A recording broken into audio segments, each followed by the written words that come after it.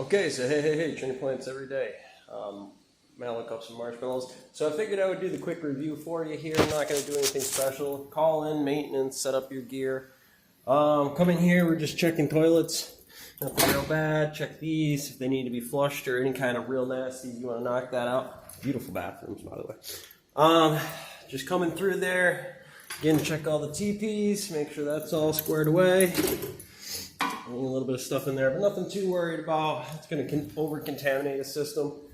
Remember, you got all day, so while we're making these cycles, don't cheat yourself here. Make sure there's no problem or nothing on the baby changing station. We're just going through it right from here. Soaps look decent. Coming through the showers, kill any bugs. Making sure that if you want to see it now, so you can prepare your tools. Deal with it accordingly. I usually come in through here, wipe these off, but I'll start doing it like this. I wipe that off on my last step there when I'm coming through the mop. That way I only have to do one thing a little special.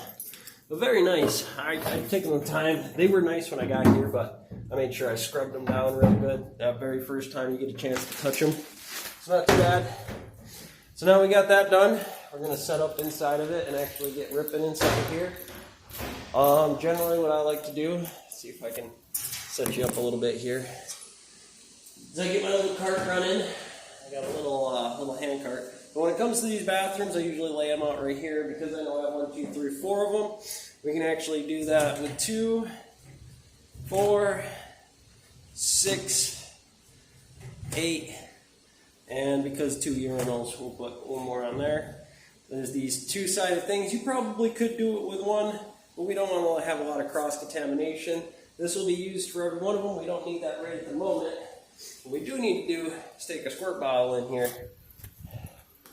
And because they weren't too bad and the toilet papers are good, just both sides of the seat, one in there, maybe a little bit on that handle. Just the half a squirt. We're going to use all of that to distribute it across that whole toilet here in a second anyways. So, get a little in that hole. When we go after that, we're going to do the bottom of the seats and everything too. And there's a process to this. That way you don't start with the least contaminated spaces first. And you're moving your way to the most contaminated spaces first. And we'll actually save that when we do the sinks and everything first and then the mirror. And just because it looks clean, remember, you're going to be here for an 8-hour day. So when it comes in here, make sure you're not touching anything with your toilet wand here. Normally, I like to lift up the seat, come in here, give it a poke around the bowl. See, you got some of that contaminant there. Now, I don't generally like to take the toilet bowl anywhere but in the toilet bowl itself. That might actually be for my hat. It's raining pretty hard outside. All right, so that's that. Knock her off a little bit. Come out. Into the next one. Pick up the toilet seat. Usually this is a little easier with 2 hands. I don't make these many mistakes. You're coming through here. You're knocking them out. Make sure you get up underneath there. No stains. Come down. Now generally flush that, but I'll wait until the next one when I have free hands. So, I need 2 hands. All right, so we're just running this through, mopping this down. Everything's sprayed, as you can tell. Handicaps. Whoa, almost lost you. All right, so anyways, usually right there in the front. We're trying to maintain as little cross-contamination as possible while we're doing this. Now, these urinals are a little bit different. You're going to come in here, knock them out, just give them a good scrub across the board. If this looks too beat up or anything like that, you move this thing around, make sure there ain't no stains over there. And really at the end of it, with the sanitizer solution, you're just really trying to make the bathroom smell nice. It will clean stuff, and you don't want it to be too overpowering. You just want it to be a nice, light, fresh breeze, fresh scent, plenty clean. All right, and everything else, not on the toilet bowl, the top surfaces that you want to actually do with your paper towels. All right, so we'll stick this outside the door. Okay, so now that we've got that done, we have our one square. We'll come through here. Okay, so we squirted this first, least contaminated up here first. And then, because the top of the seat is usually a lot less contaminated than the bottom, come to the seat over here, do the sides of it, inside of this here, pick it up, bottom of the seat, making sure you're taking anything that might be on there, checking them real good, pull over, come in, and generally I'll flush that first, get in here, make sure if you can get in there, I'm not using my hands right.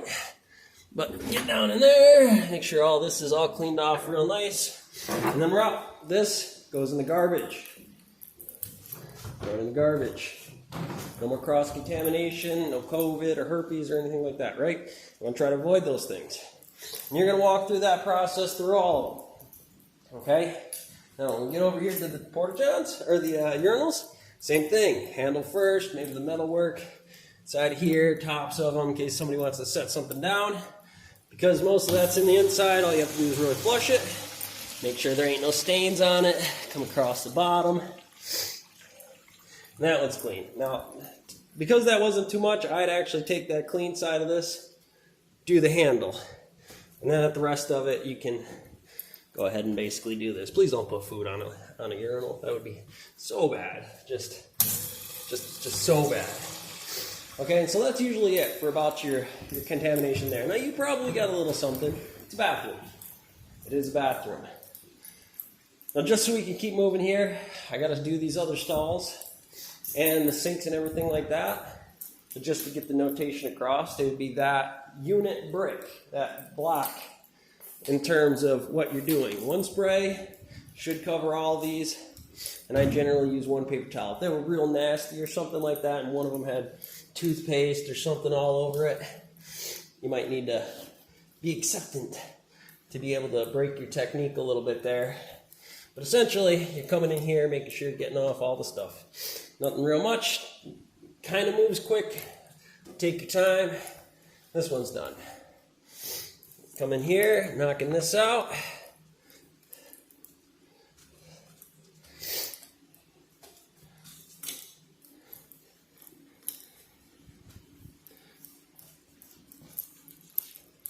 Getting all that off of there. That one's done.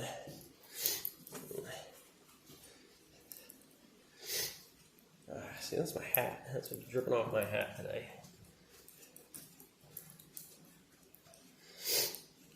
Okay, very straightforward stuff.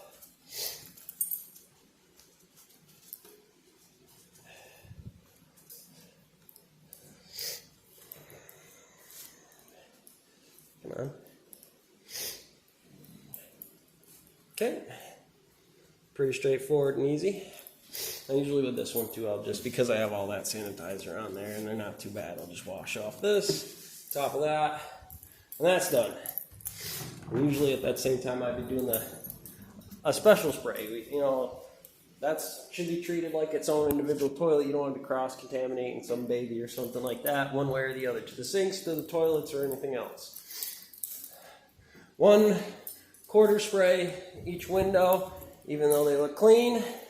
Windex coming over here. 1 paper towel, or 2 sets, should be able to cover all of those mirrors. Make no streaky, no spots, nothing like that. Coming in here, knocking these out. Okay. All right. That done. Knock these out. What time? Well, we got a little bit of time left here. Make sure to get all the fingerprints and smudges and everything off. Make sure these counters are knocked off. And maybe something up on the black backsplash just to make sure. Okay, now that's done. So, what comes next? The shower stalls. So, generally with these ones, I'll just take a couple of these. A couple of those squares. Fold them up individually. Throw in my pocket so I don't have to keep walking back here. And with this one, I actually take a little bit of a cut. It's the same clean green, but I cut it down a little water because of how much the volume is on this and how much this will get worked out. Now it's a spray bottle, quick mist, everything in here. Trying to hit everything, maybe a little bit on that bench there. As we go through that process, you'll do them with the rest of them too. And some of them might have a shower seat in there. I try not to step in here too much. We'll make sure we get all these metal features, any seats that are inside of here, and then wipe off any kind of handles, fixtures, anything like that. If it looks like there's some scum or hair floating around in here, scum or hair in here, I'm going to make sure you wash them off as good as possible.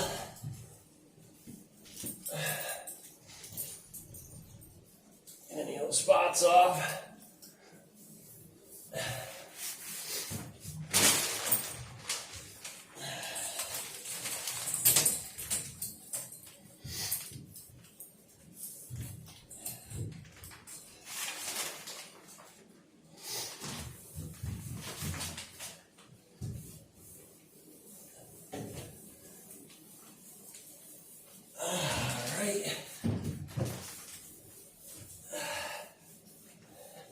You want to do a full clean in here. You remember, you got an 8-hour day. Get all these edges and so on and so forth. Now, that's the basic process. It'd take me 11 minutes to do that. Let's see, I skipped 3 stalls and 2 shower stalls. I still have to sweep and mop. Sweeping and mop, you're going to start on your way back every single time, whether she needs it or not. You're going to pull it out to the door. Usually the mats go out with it, but she's raining today. And then mopping works the same way. Now generally when you have that mopping, you'll have, again, these inside here. So mop it, put it back, wipe off the seat, close the door, and if it has a handle, then you want to wipe off that handle. That way it's completely run back with your system and should have no contaminant on the way through. So again, those are your models. You're going to follow that technique like it's quantum law. That's going to be the difference of particles at the size of 0.1 unit measured objects moving at the speed of calls will come in through here, and international travel as far as, or interstellar travel as far as what you're going. Make sure it's quantum law. Catch you on the next one.